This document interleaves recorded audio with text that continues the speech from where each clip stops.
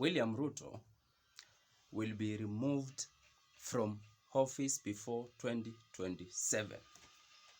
This is why right now every sector, from the education to the health sector to the manufacturing, even the shilling itself is becoming useless, losing value day by day.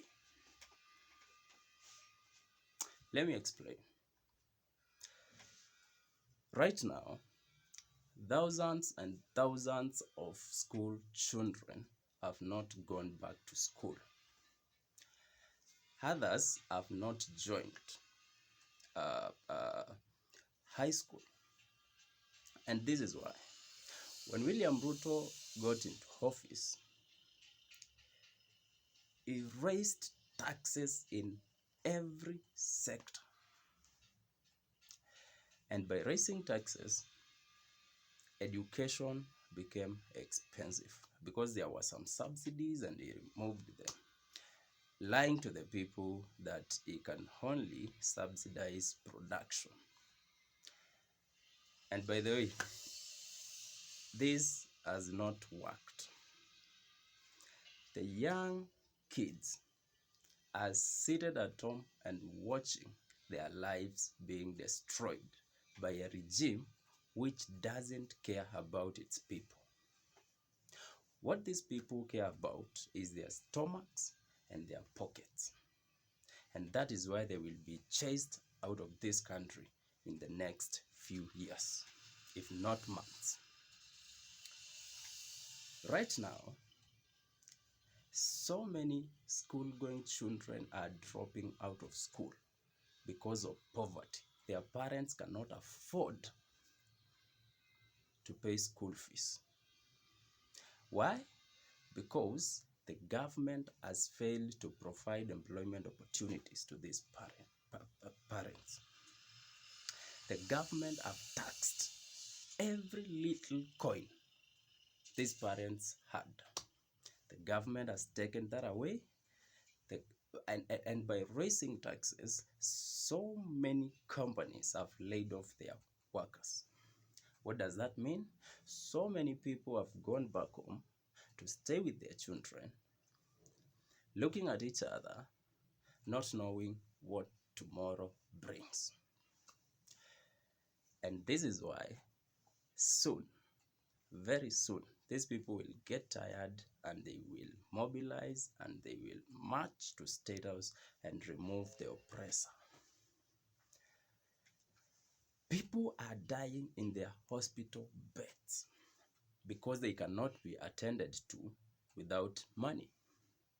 Others are dying at their homes because they cannot even afford a motorbike to take them to the hospital.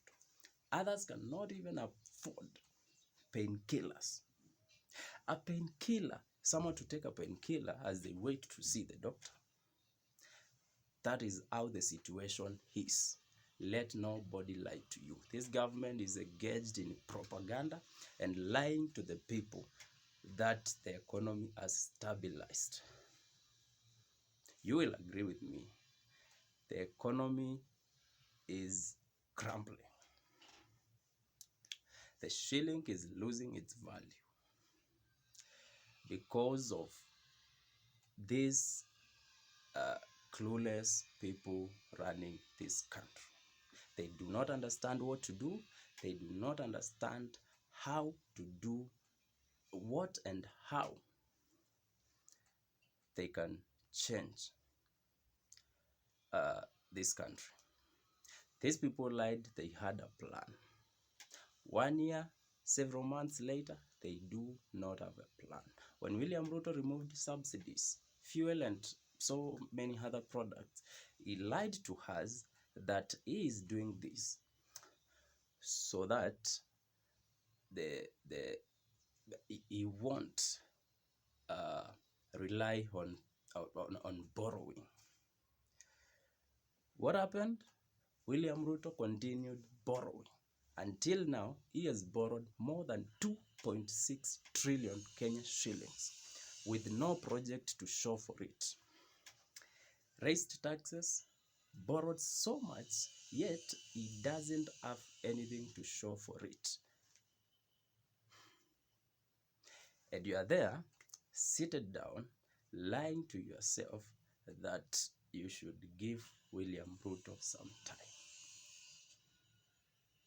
For now, everyone should understand William Ruto doesn't know how to run anything, leave alone a country. The guy has failed and the guy should be removed. And by the way, removing William Ruto from office doesn't even need the 50 million of us. Few thousands of people in the streets and he is gone. And you have nothing to lose. You do not have anything to lose when fighting your oppressor. These people, while all this is going on, children dropping out of school, the health sector is in very dire situation. On a daily basis, you will read on the news articles that billions and billions of shillings are being stolen. You see, this is very dangerous.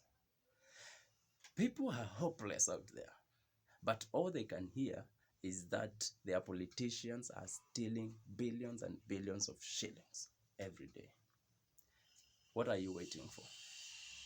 Get out, demand for what is yours, because at the end of the day, ukikosa kutoa hawa watu, wewe utaendelea kuumia.